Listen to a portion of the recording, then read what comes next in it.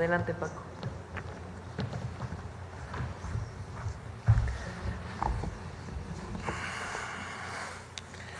¿Cambia la vida un libro? Sí, sí lo cambia.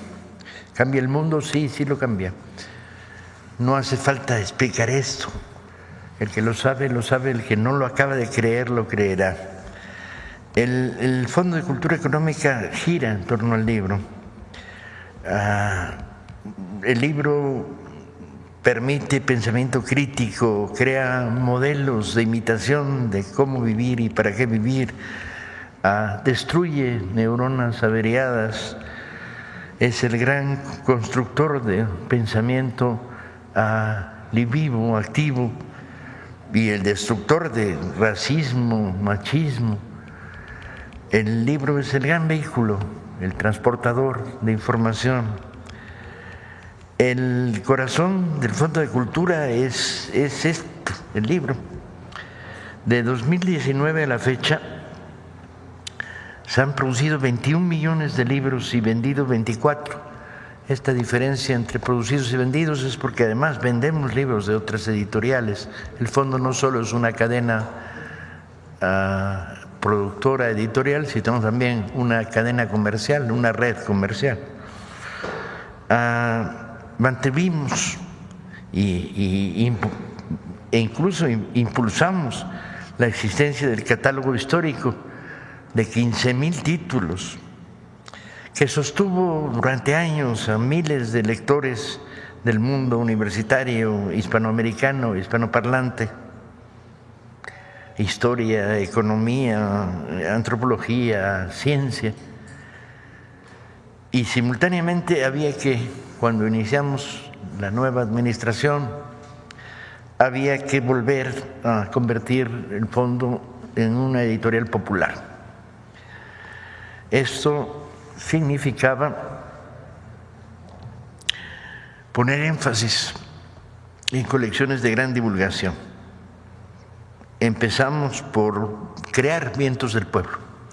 Vientos del Pueblo fue una aventura complicada y tuvimos que generar libros con costos que iban de 11 a 20 pesos, costos a la venta, precio de venta,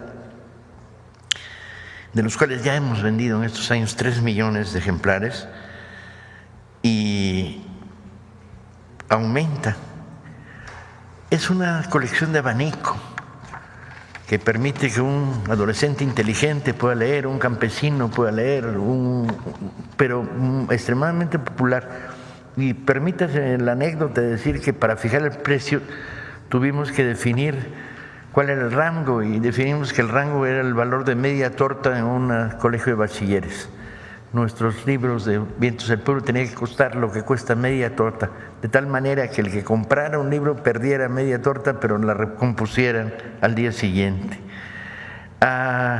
Nos fuimos hacia una colección como la colección popular, que ha publicado 207 títulos en estos 6 años y distribuido, vendido 792,000 ejemplares con precios entre 100 y 200 pesos en ese rango, y colecciones como A la orilla del viento, infantil y juvenil, La ciencia para todos, los breviarios. Fortalecimos pues en esta idea del Fondo de Cultura Nuevo las colecciones de bajo precio y alta calidad. Incorporamos nuevos géneros literarios que no estaban en el fondo, absurdamente: novela gráfica, literatura policíaca, ciencia ficción, literatura fantástica, novela histórica, y todo esto buscando una política de bajar el precio del libro. Habíamos descubierto que el precio del libro era un obstáculo fundamental para la promoción de la lectura, que el adolescente que se rascaba el bolsillo tratando de sacar el dinero para comprar el libro que quería no llegaba, no podía. Logramos bajar con esta crecientes tirajes, aumento del tiraje, nuevas redes de distribución, descenso de los costos de producción, y logramos bajar el precio de los libros que el fondo producía de una manera sustantiva. Me permito una anécdota arbitraria, que es hace 6 meses le pedimos a lectores en una librería que tomaran los 10 libros del Fondo de Cultura que les apeteciera y que tomaran 10 de editoriales transnacionales. Y la diferencia era que el paquete de nuestros libros costaba 1/3 del paquete de las competencias. Esto significa presión en el mercado para bajar el precio de los libros, fundamental. De 2019 a la fecha, en nuestras filiales fuera de México, se han producido más de 2 millones de libros y se han vendido más de 6 millones, tomando en cuenta libros de otras editoriales. El problema no solo estaba pues en la producción, donde tratamos de violentar la variedad, las nuevas colecciones, el carácter popular y el precio, sino el problema está en la distribución. La distribución, cuando iniciamos, era absolutamente tradicional: librerías, centros comerciales, poco más que eso. Y tuvimos que inventar mecanismos de distribución, nuevos caminos. Democratizar significa hacer llegar el libro hacia sectores de la población que nunca habían tenido este acceso, esta facilidad. Yo personalmente recuerdo la época en que si eras poblano tenías que venir a la Ciudad de México a comprar libros a la Gandhi una vez al mes, y Puebla está a kilómetros. La red de librerías Fondo Educal se fortaleció, son 109 librerías en estos momentos, 27 librerías en el extranjero: Argentina, Colombia, Chile, España, Guatemala, Perú, Ecuador, Venezuela, Cuba, Paraguay y Estados Unidos. Todas estas librerías eran deficitarias y estas filiales eran deficitarias hace 6 años, hoy ya no lo son. Ampliamos el concepto de librería y se crearon mini librerías en 45 tiendas del Superiste. Se creó una participación continua que el año pasado nos llevó a estar en 100 ferias del libro en toda la República y 103 ferias del libro en el extranjero. Inventamos los tendidos de libro en las universidades.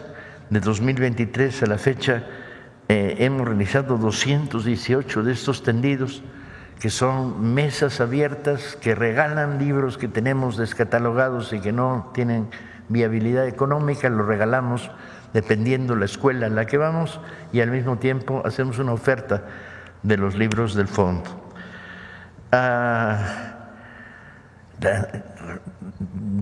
Desarrollamos de manera enorme la red de Librobús, 5 librobuses. Librobús es una librería móvil, 5 librobuses en movimiento en estos momentos, 5 en compostura, porque es una red que está muy deteriorada por el paso del tiempo. Y próximamente entrará en funciones un nuevo Librobús, producto de una cesión que nos hizo RTP de 7 autobuses que estamos adaptando para volverlos Librobús, y que se va a llamar Soberanía, el nuevo, el que sale dentro de una semana a la calle.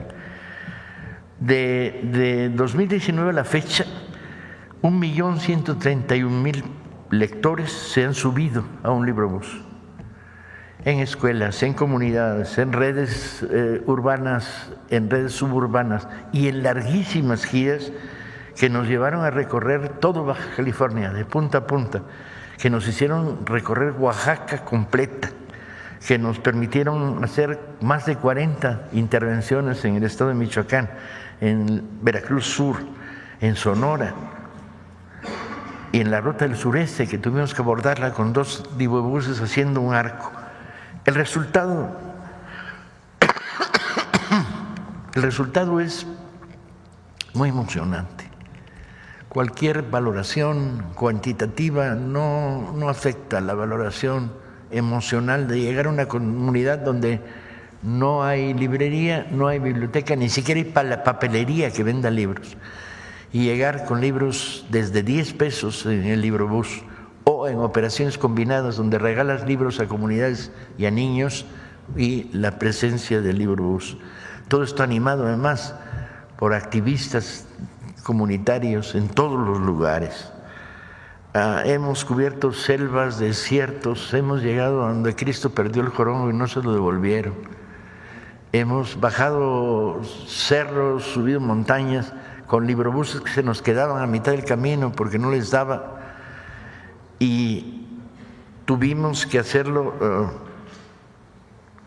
con libros, cargando de libros y con una interacción comunitaria muy potente. Era emocionante ver en Baja California, en un campo de jornaleros, cuando los niños podían comprar el primer libro, habían hecho alcancía durante 1 mes y medio y con eso les daba para un libro de 10 pesos y lo tomaban, y tuvimos que hablar también diciendo, si tú compras uno y tú compras otro, luego pueden rolarlo, creando mecanismos nuevos de distribución. Por último, tuvimos que crear una red de información que no existía. Ante la ausencia de recursos de difusión, tuvimos que empezar a construir programas sobre libros con 2 características: que fueran divertidos, que fueran amenos, que no se sintieran como el castigo de la cultura superior que cae sobre los inferiores que la vemos, y tratando ya en estos momentos de tener 5 programas de televisión, 5 de radio, El mitote librero, Leer, Una aventura, o Perro o Libro que ladra no muerte, y todo ello a costo cero, o sea, aportando la producción. Y sin duda la clave es la colaboración. Solamente en una colaboración súper estrecha, animosa, voluntariosa con los medios públicos de comunicación hubiera sido esto posible. Y la colaboración que no solo se expresa en esto, sino se expresa en las relaciones con ayuntamientos, comunidades, bibliotecas públicas, a la Brigada para la Libertad, con la que estamos permanentemente asociados en presencia en ferias a lo largo de todo el país. Pero quizá el salto más potente ha sido en el fomento de la lectura. Arrancamos hace 6 años con la existencia de salas de lectura, 3,000 que hubo que valorar una por una para ver si existían o si eran nombres que se habían perdido o si estaban en el papel y no estaban en la realidad. Y en este momento tenemos 21,118 salas de lectura ciudadanas registradas en todo el país con las que estamos trabajando.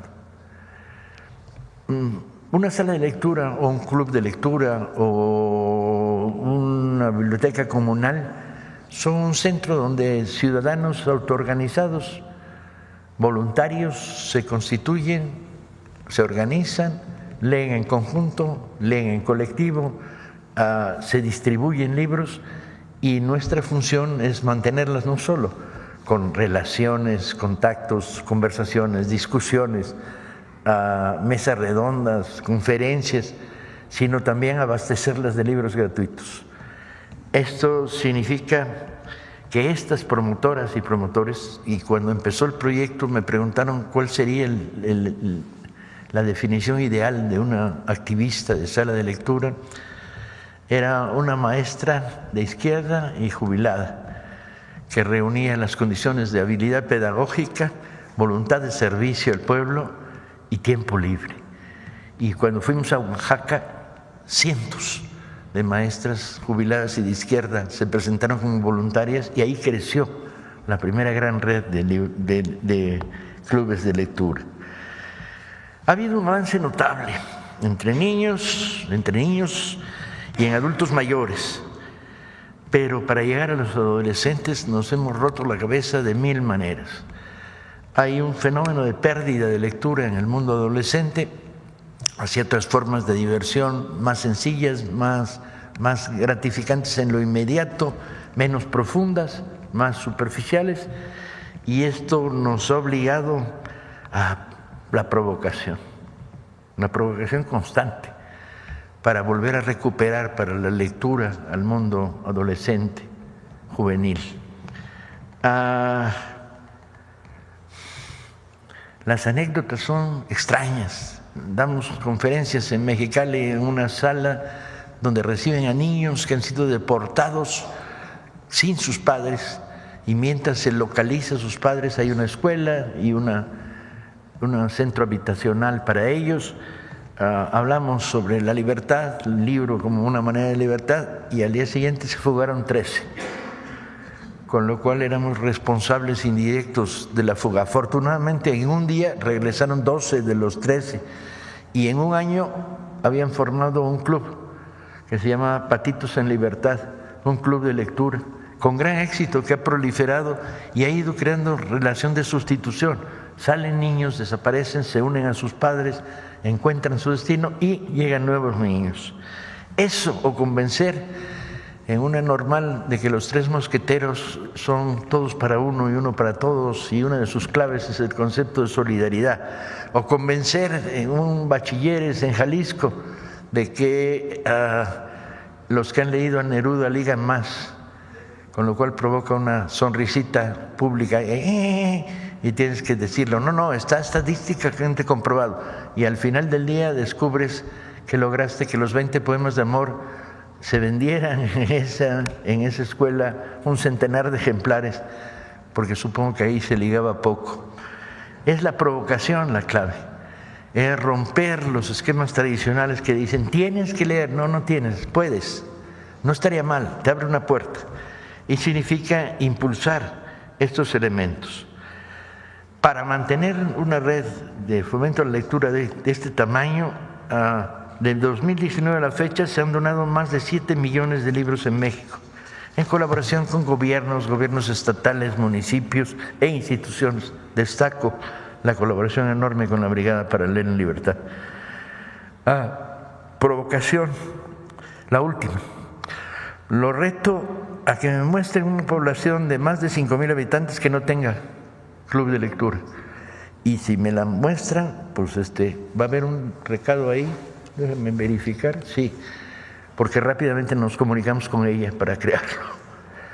Para dar un ejemplo de la intensidad que ha sido este proceso que vincula la producción del libro, la ampliación, el fomento a la lectura, las nuevas redes de distribución, en esta semana, la última que pudimos medir, la semana del 21 al 27 de abril de 2025, tuvimos 180 actividades, de las cuales 100 en el extranjero por parte del Fondo de Cultura. Presentaciones de libros, debates, sesiones de cineclub con discusión, regalos de libro en comunidades, lecturas colectivas, cuentacuentos, toda la variedad de los instrumentos incentivadores del mundo del libro. Muchas gracias, Presidenta. Gracias. Sobre el tema. Pues de una vez, Paco, ¿qué? Déjame ponerme los lentes de ver de lejos. Ya. Sí. Gracias, Paco Ignacio, muchas gracias. Arturo Pavón del Chapucero. Nada más preguntarle de qué manera el Fondo de Cultura Económica, a través de sus distintas redes de fomento a la lectura, han ayudado a fortalecer el humanismo mexicano. En particular tendríamos que iniciar por una definición de humanismo mexicano.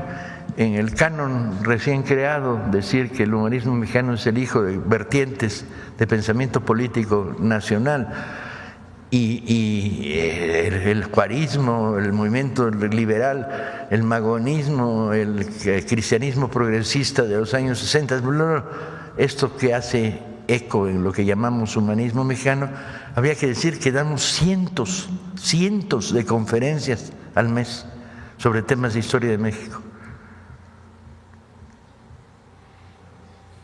Aquí adelante. No del tema. Paco, muy buenos días a todos y a todos. Su servidor Carlos Pozos de LM Noticias. Mi pregunta es, en 1935 Daniel Cosío Villegas busca la implementación de una biblioteca básica que se tenga en todo el país. ¿Este objetivo se ha cumplido? ¿Qué falta para que todos los mexicanos podamos tener una biblioteca básica con precios accesibles a esos libros? Y pues la cultura, el buen gusto por leer un libro pues sea para tener mayores conocimientos, porque los libros no muerden.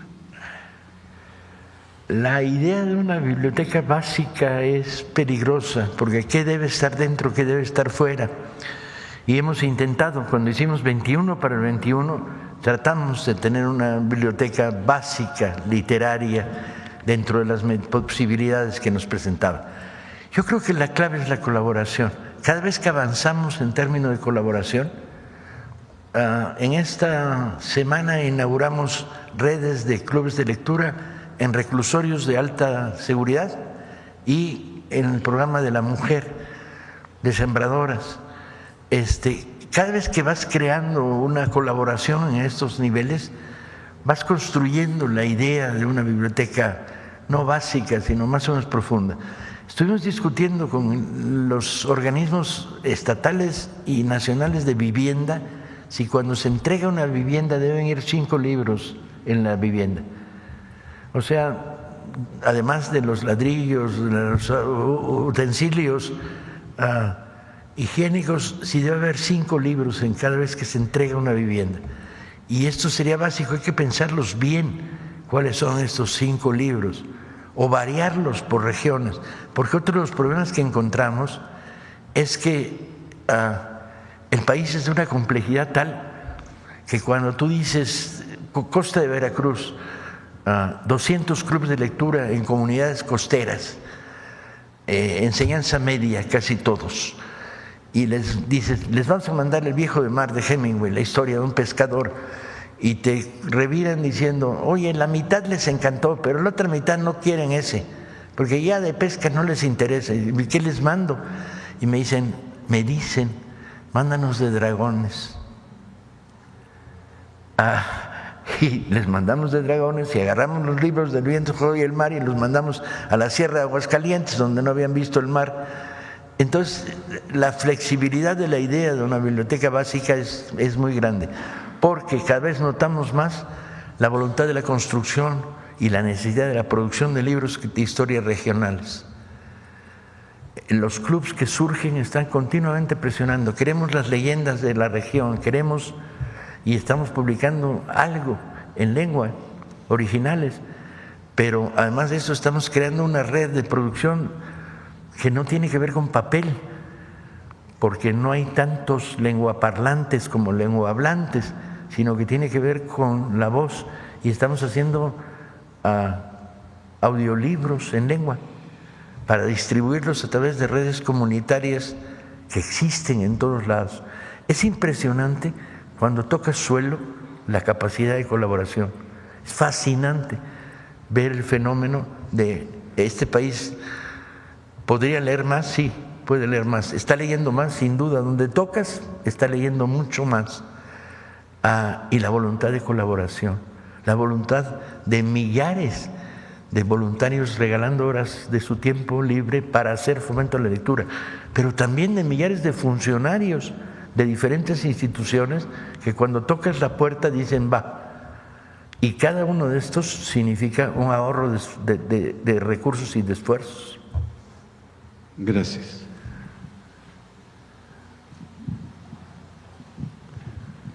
Cuando yo hago así, quiere decir que el que sea más rápido tome la voz, ¿no?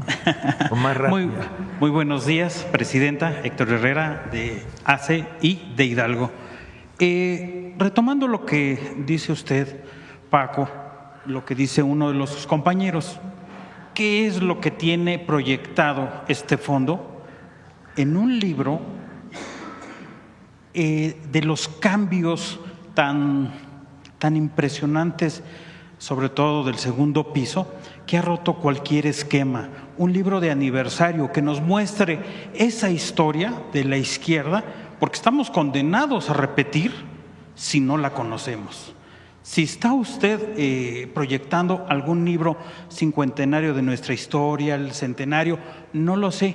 Para mí, para mucha gente, sobre todo de los que todavía somos asiduos lectores, picando piedra en ello, leer para mí no hay otra cosa más que tener un libro físico. Todavía no lo digital no los guardo.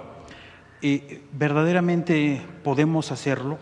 ¿Verdaderamente lo tiene proyectado para darnos a conocer Tienes la que historia? pedírselo a los escritores. Y en mi condición de escritor en las noches ya no me da el día ni siquiera para escribir la novela que estoy escribiendo. Tienes que pedirle a los autores. El fondo puede editarlo y de hecho está editando, pero el estímulo debe venir por parte de la comunidad creadora. No le pidan peras al olmo. El fondo no es una escuela de escritores, ni pretende serlo ni va a serlo. Es un aparato de editorial, de distribución y de fomento a la lectura.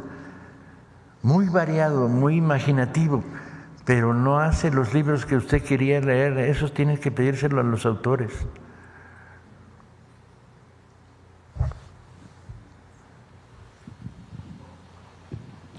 Gracias. Víctor Manuel Torres, de Ovaciones, Información General. Para Paco, por supuesto. Es una pregunta concreta. En términos presupuestales, antes de su administración, se hablaba que el Fondo de Cultura tenía una paridad de 1 peso por 1 peso, 1:1. ¿Qué quiere decir? Por cada peso ingresado por la Federación o recibido por el Fondo de Cultura por la Federación, autogeneraba otro peso. La pregunta es si esta paridad, esta proporción sigue preservándose o se mejoró o empeoró, es decir, ¿qué pasó con esta paridad? Y después, el año que viene, menos de un año, se va a celebrar 2 décadas de la librería, no sé cómo calificarla, quizá más importante, más grande, eso sí, del Fondo de Cultura, la Rosario Castellanos en la Colonia Condesa. ¿Tiene algún preparativo? No, no preparamos nada a un año, por favor. Preparamos a un mes, a 15 días, a una semana. Muy bien, Y en grandes programaciones, en estos momentos estamos preparando un proyecto del que hablaremos pronto. ¿Quieres decirlo? ¿Ya les puedo? Sí.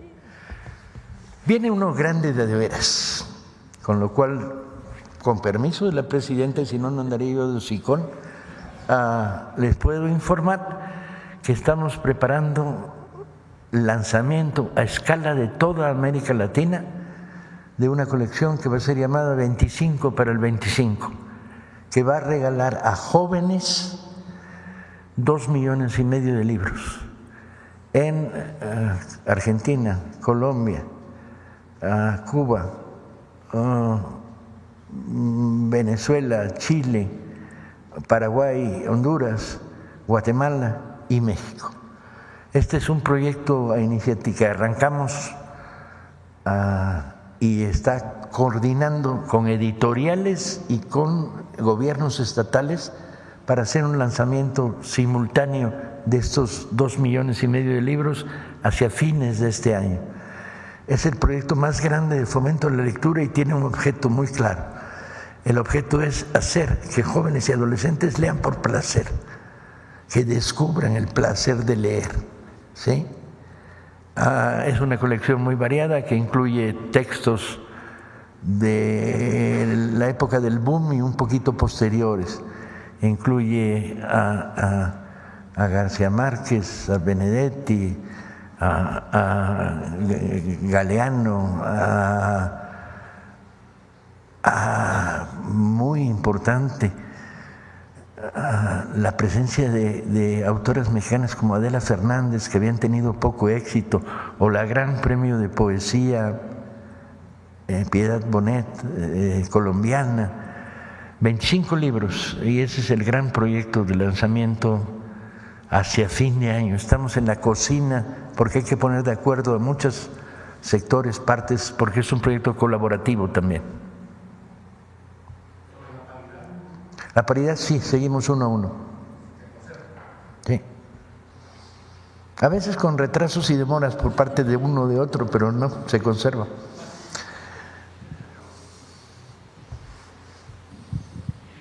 Don Paco, ¿cómo está? Buen día. Carlos Guzmán, de 4 Media Telecomunicaciones Veracruz. Me preocupa un dato que acaba de dar hace unos instantes, ahorita que está mencionando la colección 25 para el 25, es de que ha bajado, según dijo usted, el número de lectores adolescentes. Es algo que me preocupa porque finalmente es la generación que viene. Y en el caso mío, cuando yo tenía mis hijas pequeñas, nos daban en la primaria un fascículo que era para leer 100 palabras o algo así por minuto. En el caso de cuarto quinto y sexto de primaria. Pero es preguntarle qué va a hacer o qué se está buscando hacer por parte del Fondo de Cultura. Sé que no es la SEP, pero es un organismo que produce libros, para que esta cultura de no leer, que está mencionando usted, que sea, o de lectura que se ha perdido, no sé de cuánto sea, si nos pueda profundizar el dato y ver qué estrategia se va a hacer aparte del 25 con el 25, por favor. Curiosamente no se ha perdido entre niños. El crecimiento del niño lector por interés y curiosidad ha venido creciendo de manera notable.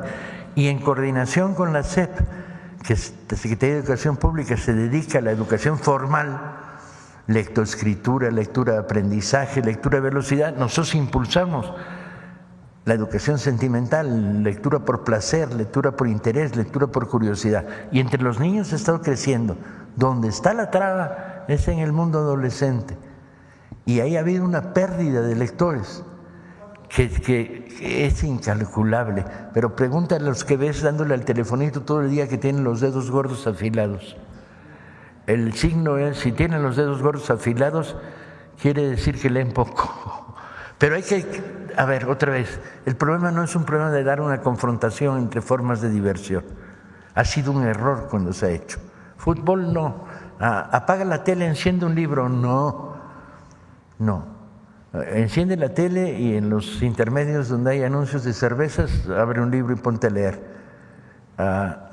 Juega yo-yo hasta que te aburras, pero también leer. Y en esta lógica de impulsar, tienes que combatir no contra la música, sino con la música, y no contra los telefonitos y la comunicación instantánea, sino con ellos. Entonces, hemos estado buscando estrategias, desde decir, leer una cuarteta de un poema al día mejora la calidad neuronal y ligas más. Decirles a los adolescentes ese tipo de mensajes que son muy provocadores, y ese sector donde ha habido pérdida, en este sector de estudiantes de enseñanza media y superior, no en el sector infantil, ahí ha crecido. O sea, cuando hablas del futuro, el futuro está avanzando, y yo diría que muy bien en México.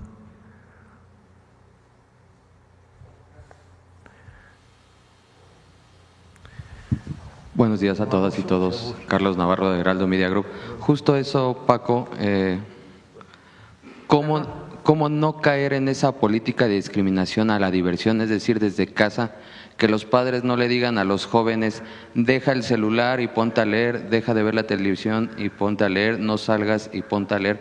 ¿Cómo generar y evitar esa política de discriminación a la diversión justamente en un sector que no está leyendo tanto? Tarde o temprano tendremos que ir hacia una gran campaña de fomento a la lectura. Esta gran campaña, usando todo el poder de los medios, tarde o temprano, y yo digo que tarde o temprano porque primero hay que crear el punto de apoyo, el suelo social que te permite esa campaña. Es una campaña que tiene que educar a adolescentes y también adultos. Prohibir, imponer es el mejor recurso para que un adolescente salga huyendo de la lectura. Tienes que leer. Recuerden ustedes la campaña, tiene usted que leer 7 minutos todas las noches. Nadie de veras le iba a creer a ese actor que lo veías y te dabas cuenta de que no había leído un libro en su vida. ¿Sí?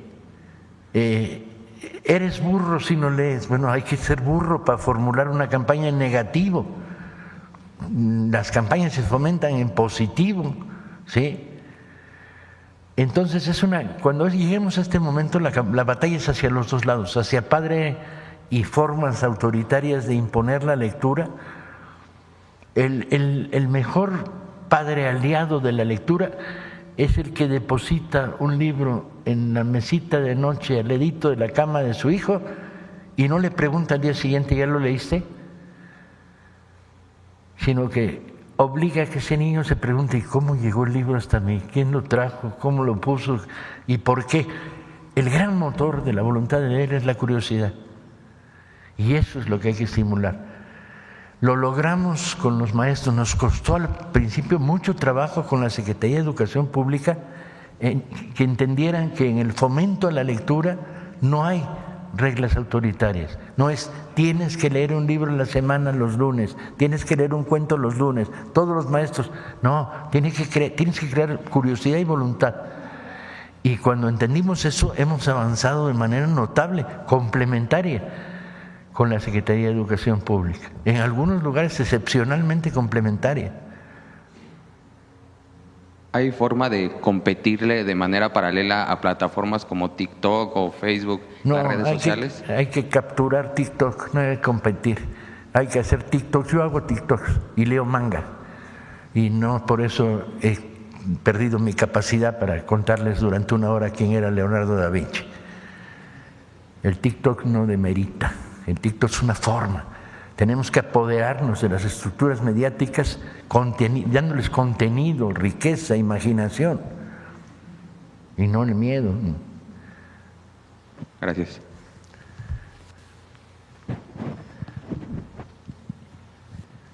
Buenos días, Arián Esquivel de Saltillo, Coahuila.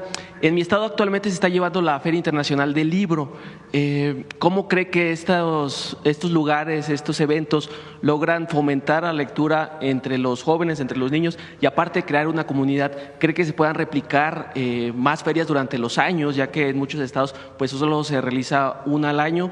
¿Y cuáles son las editoriales que van a participar en este proyecto que cierra en este año? El proyecto 25x25, si me das 5 días te lo digo, estamos cerrando. De hecho, ya está confirmada Casa de las Américas y Monte Ávila, y yo cerraré esta semana el trato con Siglo XXI, pero todavía no sé qué otras se van a sumar al proyecto. Hay conversaciones. Y las ferias del libro son maravillosas, hombre. Es el único lugar donde puedes comer un churro con la mano derecha y leer un libro con la mano izquierda, y no hay pecado en esto. Basta ya de identificar el mundo del placer, el mundo de la gastronomía como lo negativo y el libro como lo oculto, lo deseable. Para nada. Nomás no hay que equivocarse de mano, pues si no te queda el libro todo pringoso. Sí. Hola, buenos días. Soy Jeff Gray de Vanity Fair de Estados Unidos, la revista. Y tengo una pregunta para la presidenta. ¿Cuál es su libro favorito? Y para ti, ¿cuál es su libro favorito? Mi libro favorito es Espartaco, de Howard Fast, porque lo leí a los 15 años y dijo, no, la vida tiene que ser así. Y definió mi vida. ¿Y el tuyo? Voy a decir 2. Por mi carrera científica y la literatura, obviamente 100 años de soledad. Y en lo científico a Thomas Kuhn, las revoluciones científicas, el cambio de paradigma. Sí, está publicado por el fondo, ¿no? Está publicado por el fondo, dice. Sí. Bien. Descanso porque tenemos tremendo trabajo en esta semana. Por ejemplo, extrañísimas discusiones sobre qué tipo de papel hacer en los libros que regalamos a los reclusorios para que no se los vayan a fumar los internos. Por ejemplo, la discusión de si vamos a publicar en maya o no, porque hay poco maya leyente y por lo tanto tenemos que hacer libros, audiolibros para la riquísima lectura en maya. Por ejemplo, definir cómo va a ser la colección que vamos a hacer para un plan de fomento de la lectura en una población del Estado de México donde tiene el nivel más alto de deserción infantil por embarazo. Y tenemos que encontrar los libros y llegar a las escuelas. Y tenemos que tener un pacto con el Instituto de la Mujer para que vayan y den conferencias, pero nosotros encontrar los libros claves para portar este mensaje de una manera diferente. Bueno, yo les prometí un documento, el cierre del tema del sexenio del 94 al 2000. Ya hoy cerramos eso. Viene un documental sobre ese periodo, un pequeño documento, porque es de 5 minutos. Después 2 o 3 preguntas más y luego vamos a Suave Patria. Adelante.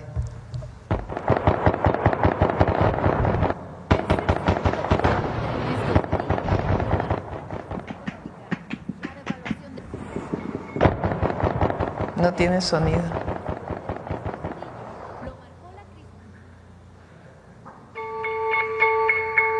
El sexenio del presidente Ernesto Zedillo lo marcó la crisis económica, la devaluación del peso y el rescate bancario que benefició a una cúpula empresarial a cambio de sumir a millones de mexicanas y mexicanos en la pobreza. Pero también fue sello del gobierno de Zedillo la represión contra la población. Movimientos sociales, liderazgos de izquierda, grupos insurgentes y civiles y cualquiera que se opusiera a las políticas de su administración. Con Ernesto Zedillo como presidente, ocurrieron en México represiones que generaron escándalos internacionales. El 28 de diciembre de 1995, en la masacre de Aguas Blancas, 17 miembros de la organización campesina de la Sierra del Sur fueron asesinados a tiros y otros 23 heridos por judiciales y policías, cuando se dirigían a protestar por la desaparición de uno de sus compañeros. Un acto atroz que el resto de los integrantes de la organización aseguran fue planeado con la participación de diversos secretarios y funcionarios del estado de Guerrero por órdenes del entonces gobernador Rubén Figueroa Alcocer. El gobierno estatal intentó acusar a los campesinos de agredir a la policía para justificar lo ocurrido, pero la evidencia desmintió esta versión y 3 meses más tarde, el gobernador Figueroa Alcocer se retiró del cargo, con licencia indefinida y manteniendo su fuero. A pesar de las violaciones graves a los derechos humanos que fueron documentadas, los presuntos responsables continúan gozando de impunidad. La política represiva de Zedillo contó con el apoyo del PAN. El titular de la Procuraduría General de la República fue Antonio Lozano Gracia, pieza clave del grupo de Diego Fernández de Ceballos. Fue resultado de un pacto no escrito. El jefe Diego desapareció en la campaña de 1994 para facilitar la victoria de Ernesto Zedillo, a cambio de posiciones en el gabinete. Esta represión estuvo lejos de ser la única durante el mandato zedillista. 2 años más tarde, en la localidad de Acteal, en el municipio de Chenaló, en la región de los Altos de Chiapas, en el contexto del levantamiento zapatista, en el que las desapariciones y homicidios eran la norma, el 22 de diciembre de 1997, un grupo paramilitar disparó armas de uso exclusivo del ejército contra la organización indígena Las Abejas, mientras el grupo de indígenas tzotziles se encontraba orando en una ermita. La masacre se prolongó por más de 8 horas y dejó 45 muertos, entre estos mujeres embarazadas, niñas y niños, así como 26 heridos graves y víctimas que murieron por heridas con armas punzocortantes o disparos recibidos por la espalda. De nuevo, la administración de Zedillo, a través de su secretario de Gobernación, Emilio Schweifet, intentó deslindar al gobierno federal de su responsabilidad en la matanza, algo que fue desmentido, ya que, como el mismo Schweifet admitió, tuvo conocimiento meses antes del ambiente de violencia en contra de la comunidad de la región. Una omisión que le costó el cargo a Emilio Schweifet. La reparación o reconocimiento de la responsabilidad del gobierno en estos hechos no fue dada por Zedillo, sino hasta 2020, 23 años después de la masacre. En los años siguientes, los ataques en zonas predominantemente indígenas continuaron. La madrugada del 7 de junio de 1998, en el municipio de Ayutla de los Libres, en Guerrero, 10 miembros de la comunidad indígena y un estudiante fueron asesinados por elementos del ejército mexicano en una escuela en la comunidad de El Charco, a donde acudieron para participar en una consulta popular. No estaban armados. Luego de ser rodeados, la balacera se prolongó durante 6 horas. Algunas víctimas recibieron el tiro de gracia y por varios días, más de 3,000 indígenas mixtecos quedaron bajo cerco militar. Otro episodio de la guerra de Zedillo contra la población indígena que buscaba su autonomía ocurrió a pocos kilómetros de Acteal, el 10 de junio de 1998, en el municipio de El Bosque, en Chiapas. Más de 1,000 elementos del ejército y de las diversas fuerzas policíacas, acompañados por helicópteros y vehículos artillados, se adentraron y atacaron de madrugada a 3 comunidades, dejando un saldo de 8 pobladores muertos, 53 detenidos y decenas de casas saqueadas. El gobierno argumentó que el operativo fue legal, sin embargo la evidencia apuntó a que la matanza fue una ruptura más del compromiso gubernamental y optar por el uso de la fuerza en lugar del diálogo con la población. El Barzón surgió en 1993 como un movimiento social de agricultores endeudados con los bancos ante las altas tasas de interés y la apertura de las importaciones por el Tratado de Libre Comercio de América del Norte. Inconformidades que con el lema "Debo no niego, pago lo justo" estallaron en fuertes movilizaciones en distintos estados del país, a las que se sumó parte de la clase media afectada por la crisis económica.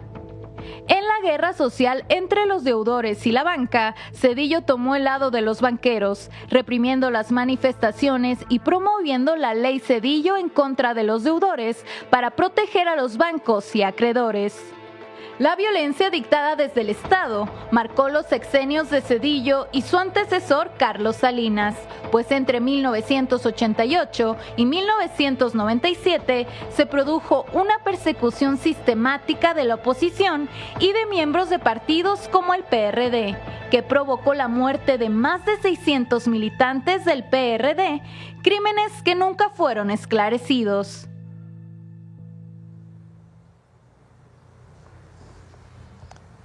¿Por qué ponemos esto? Primero para que, siempre lo he dicho, lo dijimos el 2 de octubre del 2024. ¿Quién fue el responsable de una represión ordenada? Pues el presidente de la República de entonces. Esto es solamente para que los jóvenes de nuevo conozcan el ambiente que se vivía en aquella época.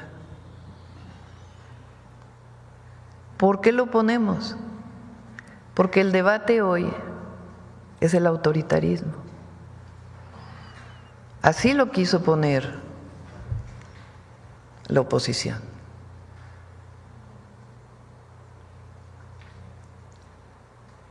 Es autoritario llamar al pueblo de México a votar por el Poder Judicial.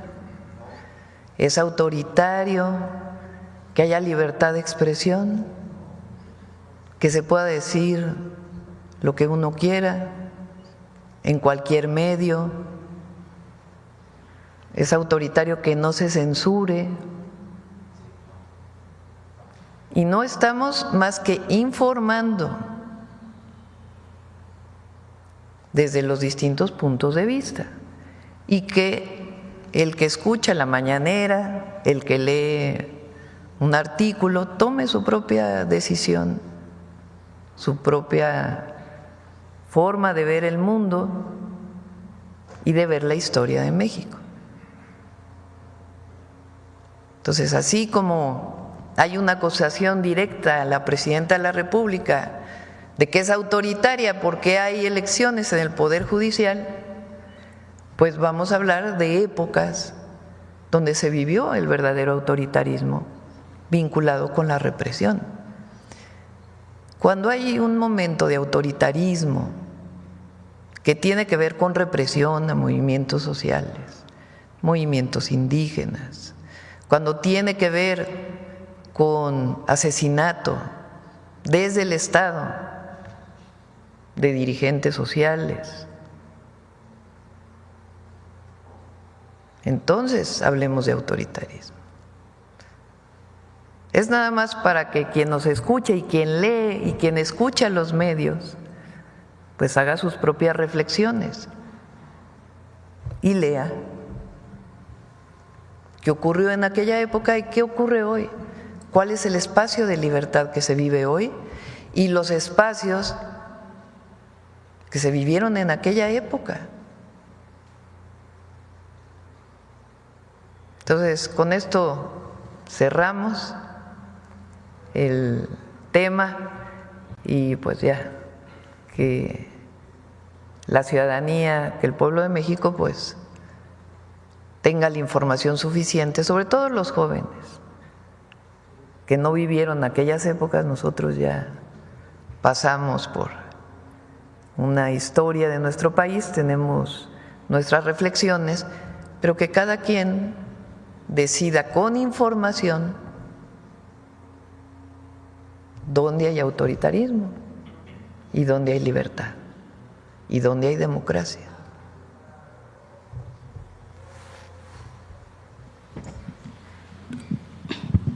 Buenos días, presidenta. Buenos días, secretario y demás invitados. Soy Yesenia Peralta de Business Energy, Gaceta y de Punto CDMX. Ya vamos creciendo, presidenta. Bueno, mi pregunta, más bien mi intervención es acerca de que el día de ayer finalizó el Tianguis Turístico 2025 en Baja California, Tijuana y playas de Rosarito. Estuvimos presentes cubriendo este magno evento. Los resultados fueron extraordinarios, centrándose básicamente en una afluencia de compradores o agencias de viajes que acudieron desde Estados Unidos por la cercanía de Tijuana. Muy acertado el Tianguis y haberlo hecho en este terreno. Se obtuvo un récord Guinness por la mayor asistencia a un tianguis turístico enfocado a una sola nación, hablando de más de 7,500 personas en un solo día, 1,380 millones de pesos en derrama económica y 71,882 citas de negocios, las cuales 50% se concretaron. El tema de tocar esto, presidenta, es porque a pesar de las relaciones entre Estados Unidos y México, el tema de turismo ha sido un tema bastante bondadoso y que atrae el fomento en el empleo, inversión, y fue muy importante estar presentes ahí y destacar que muchos de los inversionistas hoteleros comentaron que hay una gran importancia en el turismo médico, están invirtiendo, la gente de Estados Unidos está llegando a Tijuana a invertir les ha hecho crecer, ha hecho que el fomento al empleo crezca, porque las personas de Estados Unidos han llegado a curarse, a pasar momentos de salud en hoteles que han implementado pisos completos como clínicas de recuperación, lo que ha traído una derrama económica importante y que, considero como medio de comunicación, presidenta, que el apalancamiento que representa el turismo para México es muy importante. Dentro de lo que usted considera en el Plan México, ¿ocupa un lugar de importancia el turismo? Sí, por supuesto. Es uno de los temas que no se presentaron aquel día que presentamos el Plan México, el 3 de abril creo que fue, ¿no? El 4 de abril. Lo estamos incorporando, obviamente. Les doy algunos datos del Tianguis Turístico. Sí. Recibió récord Guinness 2025 por ser la edición con mayor número de asistentes a una feria de turismo nacional, con 7,395 personas registradas. Contó con la asistencia de 8,781 personas de 46 países que concentraron negocios con 3,957 expositores, 1,187 empresas y 1,773 compradores, 69% provenientes de Estados Unidos y Canadá. Además, es el primer tianguis que se hace binacional. Exactamente. Se lograron 71,882 citas de negocios, de las cuales 50% concluyeron en venta, beneficios económicos al Estado, generó una derrama económica de 1,380 millones de pesos, una ocupación hotelera superior al 90% y se consolidó como la edición con mayor pernocta en la historia. Es el tianguis turístico mejor valorado digitalmente de la historia, teniendo un alcance de más de 64 millones de cuentas únicas. Sí, es muy importante señalar que la secretaria Josefina Rodríguez Zamora y usted han estado muy enfocados en darle continuidad a lo que se comenzó en el sexenio pasado en relación a la oficina que se abrió permanentemente en San Diego, que va a estar permanentemente dando, por ejemplo, como lo que se hace en Mazarik, que se llama Punto México. Cada mes se va a estar promoviendo el turismo de México en ese país, lo que va a generar una derrama económica porque se vio el interés. Nosotros asistimos y vimos el interés, presidenta, de que al ciudadano común no le están interesando las relaciones quizá no muy pues lo que se está dando en este momento. El turismo siempre decide dónde va y está decidiendo por México, lo que nos puede posicionar de un punto de la posición 6, podemos pasar a la posición 5 en breve. Eso son buenas noticias y bueno, nosotros estuvimos presentes y creo que va a ser algo muy importante que el turismo dentro del Plan México ocupe una posición importante para el apalancamiento económico de la nación. Por segundo, en otra situación, Presidenta, a partir de la implementación de las leyes secundarias decretadas el pasado 18 de marzo, se ha venido avanzando enormemente en la recuperación del terreno perdido en relación a las actividades de Comisión Federal de Electricidad. Recordemos que desde el sexenio pasado se ha venido recuperando esta soberanía de un 55 a un 55%, lo que se traducirá en beneficios importantes para la recuperación de lo que ya se había perdido, lo comentaba en sexenios anteriores, y ahora lo importante es la electrificación en comunidades marginadas bajo un programa que se denomina Casa por Casa y que se está implementando en comunidades donde no había electrificación. Se ha habido un gran avance. ¿De parte de quién? Comisión Federal está… Pero no se llama Casa por Casa, eso es importante porque hay una nota falsa que está saliendo en redes en donde dice que CFE tiene un programa que se llama Casa por Casa para cobrarle a quien debe electricidad. Eso es falso, no existe ese programa. Exacto. Se llama Sol del Norte, el programa que tenemos de promoción de paneles fotovoltaicos en Mexicali particularmente, y hay un programa que se llama Justicia Energética, que está en todo el país, y particularmente ahora estamos dedicándole más recursos a las comunidades aisladas de Durango. Sí, no quise decir que se denomina, sino que el programa es ir casa por casa viendo las necesidades que existen en las regiones marginadas para ver problemas de pagos, para ver problemas… No, pero es que ese no existe, ese programa no existe, no se llama Casa por Casa, o sea, hay un programa normal. Bueno, entonces infórmeme acerca de esto. Sí, sería bueno. Voy a que venga, porque es importante. ¿Por qué lo digo? Porque en redes hay muchas noticias falsas y el Casa por Casa lo están tomando como si estuviéramos obligando a la gente a pagar. Entonces, vamos a traer a Emilia para que aclare ese punto, porque lo que sí es un hecho es que ya se están reuniendo con el Consejo Administrativo y se ha avanzado en relación a las leyes secundarias que se implementaron a partir del 18 de marzo. Gracias por aclarar el tema. Me gustaría mucho que ahondara en eso. De acuerdo, próximo. Traemos a Emilia Calleja. Muy amable. Mi pregunta acerca de esto que estoy tocando es ¿cuál es su perspectiva a finales de este año después de la aplicación de estas leyes secundarias? ¿Cuál es su perspectiva al final de este año, ya de la aplicación? Son dos cosas importantes con la reforma energética o la reversión de la reforma energética del 2013 y de años anteriores. Uno es que está de nuevo integrándose verticalmente tanto Pemex como CFE. ¿Qué quiere decir esto?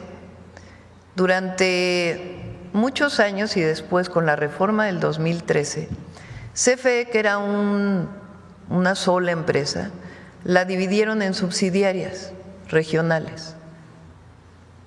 Entre otras razones, su objetivo era privatizarlas. Igual Pemex está dividido en subsidiarias y como en 40 filiales, y cada una tiene su propio consejo de administración. Entonces, ahora con las leyes nuevas, con la reforma, donde CFE y Pemex vuelven a ser empresas públicas del Estado, vamos a ir quitando las subsidiarias con cuentas claras, transparentes, pero dejar de que haya tanta dispersión que ha sido no en favor de las empresas públicas, sino en su contra. Entonces, eso es lo primero que es muy importante. Lo segundo es, en particular en CFE, pues nuestro programa para el sexenio son 25,000 megawatts más de generación. Muy pocos países en el mundo tienen este programa. El día de ayer una empresa muy importante que quiere invertir en México la recibimos, ya haremos su anuncio cuando se formalice. Decía que en Estados Unidos, tener un megawatt adicional de energía es complicadísimo. En Japón es complicadísimo porque no están produciendo mucho más energía eléctrica. Y en México sí tenemos un programa de mayor producción y una buena parte de esa producción con energías renovables. Por cierto, qué bueno que tocamos este tema, porque no hemos hablado aquí del apagón de España. Sí.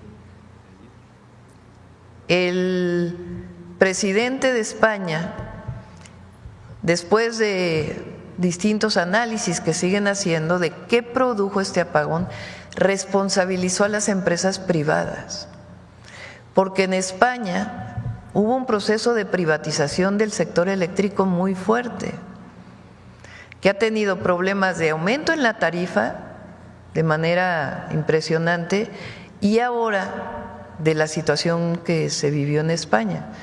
Entonces, es importante hablar de esto porque en el periodo neoliberal el objetivo era privatizar todo, incluso la energía eléctrica y Comisión Federal de Electricidad. Zedillo fue en el que en 1999 presentó el cambio para que CFE se privatizara por completo. No se logró gracias a las movilizaciones sociales que hubo en aquella época. Particularmente el Sindicato Mexicano de Electricistas tuvo un papel muy importante en aquellas movilizaciones. Pero muchísimos participamos en aquellas movilizaciones en contra de la privatización porque siempre dijimos que no iba a ser a favor del desarrollo nacional, sino al contrario. Entonces, ahora se permite 46% de inversión privada y la nueva inversión privada va a ser principalmente en energías renovables y 54% de Comisión Federal de Electricidad a partir de distintas fuentes y también de las fuentes renovables de energía. Podemos ver lo que pudiera haber sido para México si se hubiera privatizado. Tenemos un espejo con lo que está ocurriendo. Sí, en muchos otros lugares donde ha habido problemas relacionados con que finalmente acabó por privatizarse todo y se generan incluso problemas técnicos, no solamente pues lo que significa en términos de la soberanía energética, sino también de los problemas técnicos que se generan producto de este proceso de privatización. Y no lo digo yo, lo dijo el propio presidente de España. Bueno, gracias, Presidenta. Entonces, su perspectiva a fines de este año de la aplicación de estas leyes secundarias es positiva. Sí, es muy positiva, ya lo vamos a ir mencionando. Muy amable. Solamente para terminar, nosotros contamos con una línea de ayuda social y bueno, hay una petición, Presidenta, del pueblo de el Poblado Libertad de Cunduacán, Tabasco. Han estado solicitando desde hace más de una década en anteriores sexenios una petición acerca de, ellos querían llevar una extensión del Instituto Tecnológico Nacional a ese poblado que alberga muchos poblados a su alrededor y no se había conseguido nada hasta el sexenio pasado con Andrés Manuel López Obrador. Se autorizó y el Instituto Tecnológico Nacional Mexicano aprobó responsabilizarse o asumir el 50% de la inversión para el proyecto en ese poblado, pero no ha caminado porque pues por la Secretaría de Educación debería de poner el otro 50%. Estamos de acuerdo que fue casi a finales del sexenio pasado. Lo revisamos con gusto. Exacto, solo que me piden ellos, hay una Universidad Rosario Castellanos asignada para Tabasco, le mandan a decir, Presidente del comité, que si lo pudiera llevar a ese poblado donde ellos ya cuentan con 17 hectáreas para el proyecto que ya se tiene desde hace 10 años, o una cosa u otra, ya sea la extensión del Instituto Tecnológico o la Universidad Rosario Castellanos, que lo revisamos con Javier a muchos jóvenes. Si les parece. Muy bien, gracias, Presidente. Bueno, y vamos a cerrar hoy.